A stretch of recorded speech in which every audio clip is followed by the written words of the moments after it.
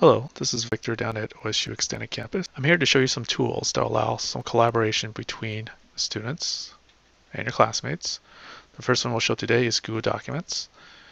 It will also utilize other features as long as with Google Talk, which allow communication between, and also Gmail, which is also an email program. The first thing you want to do first is go to gmail.com.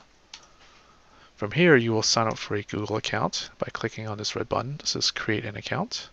If you already have a Gmail account or a Google account, you can skip this part.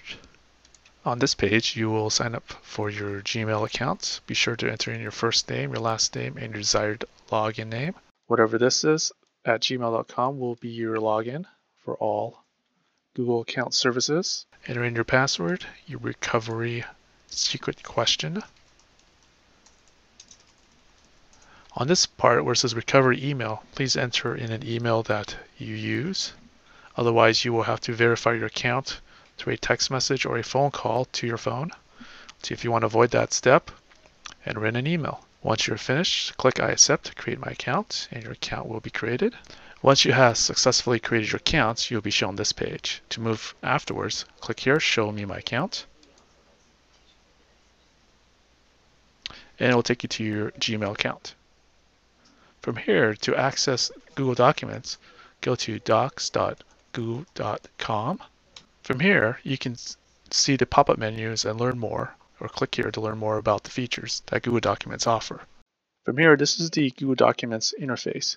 You can click around the different features to learn more and learn new features that Google Docs offered. The important thing to know about is how to create a document within Google Documents. If you go up here to Create New, you're presented with these different features. If you select document, that's basically creating a Word document. A presentation is by creating a PowerPoint presentation.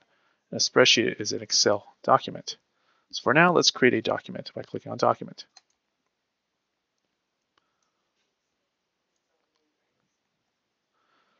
And this is the standard interface for Google Documents. You can also switch to their new interface if you like by clicking up here.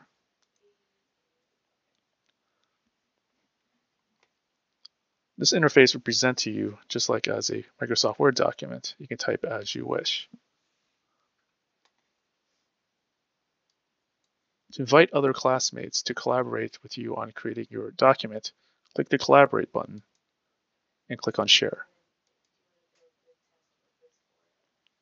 From here, it will show who has access to actually edit this document.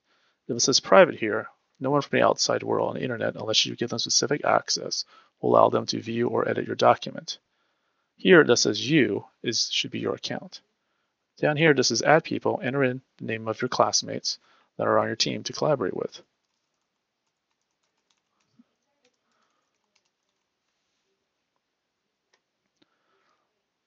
Over here, that says Can Edit is a drop-down menu, which can allow them to different features. You can only allow them to view if you select this feature. If you allow comment, then they can only comment on your document. If this is selected Can Edit, that means the user can access all these three options. You can also specify additional people by adding a comma and entering additional email addresses.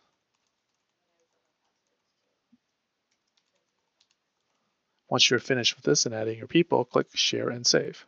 After adding the classmates to the shared collaboration settings, they'll show up here. You can always change the settings by clicking here and give it a different permissions. You can also promote them as an owner if you like that, or you can also remove them by clicking the X over here. Once you're done, click Done, and your classmate should receive an email that says the name of the document has been shared with you. You can click on this and click on this link to open directly the document that is shared. Another way to get to the document is by going directly to docs.google.com, and the document should be listed right here. And to get to it, you click on it. Once your classmates are viewing the same document as you can see up here in the blue bar, it'll say there are other viewers. You can click down here to see which ones there are. In this little box down here, you can actually communicate and chat with them. Now going back to this student, which is eCampus Student 3, we can see that this is now turning pink, and that's flashing. Now if you click down here, you'll see that this message pops up and you can respond with them. The color that flashes up there usually responds to the color of the student that is specified here.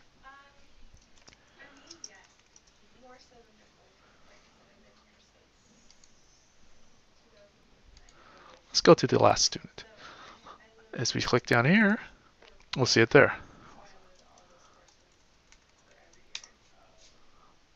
So now that is one way you can communicate with each other. The great thing about Google Documents is that you can directly start typing here.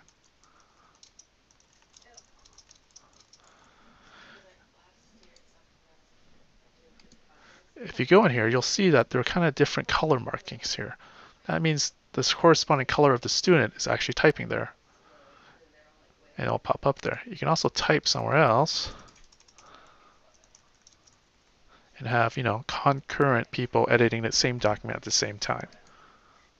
As you can see, the different colors are the marking telling you where the different student are they typing at once. Once you're done editing your document, you can close this window. Google Documents automatically saves the document for you. It says up here, when was the last time it was saved? This one was saved seconds ago. There are about 3 methods in which you can share your presentation with the rest of the class.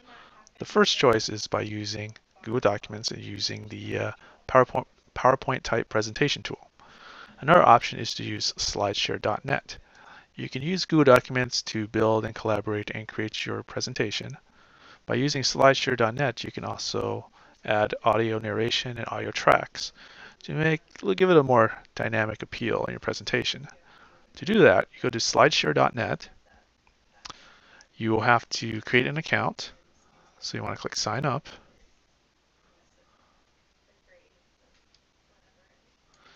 And create a username and a password and associate that with an email address. You can associate this with your Gmail account and follow these directions and create your SlideShare account. The other option you can use is called Zoho Notebook. To get there, you want to go to zohonotebook.com.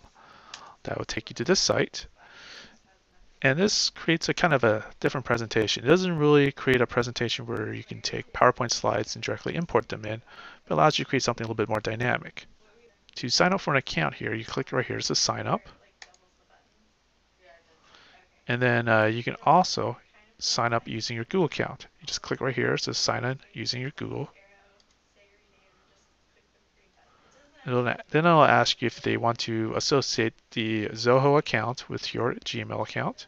Just click allow. From here, you want to select the username. This usually selects the same username as your Gmail account. You can always click I agree and then click update. If it doesn't work, that means your username has already been taken by someone else, so you can just change it differently. In the Zoho Notebook, you're able to add different elements. You can add different pages and text pages. You can even add Excel spreadsheets, writing pages. You can add a web page directly to it. From there, you can add text elements, images. You can even add audio, video, add different elements to create a presentation from here.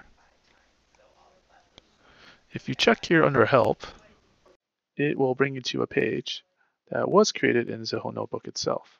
So this is, you get a little feel of what the outcome of it could be. So there's the different options you can use for creating presentations. So to wrap things up, we had Google Documents. You had to create a Gmail account to sign up for an account. You were able to use the onboard talking for collaboration in Google Documents to communicate with each other. You can also use Gmail to send mail to each other and communicate. You can also use the built-in chat feature that's also in Gmail to communicate with each other. After you have your collaboration completed, you can create your presentation either by using the presentation tool in Google Documents. You can also use SlideShare, or you can use the Zoho Notebook. With these tools, you should be able to collaborate with each other over the internet and create a presentation.